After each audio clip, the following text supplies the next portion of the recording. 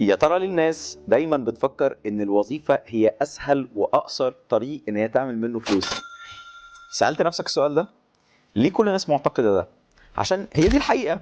هو الوظيفة هي اسهل واقصر طريق لانك خلال شهر هتعمل فلوس، سواء انت كنت مؤهل كان عندك مهارات او لسه بتتعلم او بقالك فترة وعندك اكسبيرينس، فانت ضامن انك بنهاية الشهر هيكون عندك السالري بتاعك.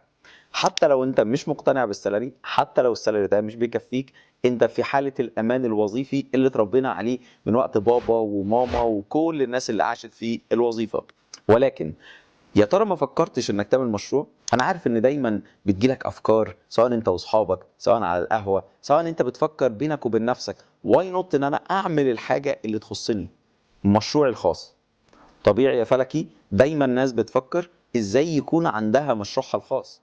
ولكن ايه المعوقات اللي ممكن تكون من وجهة نظرك؟ واكتب لي في الكومنتات، يا ترى ايه المعوقات اللي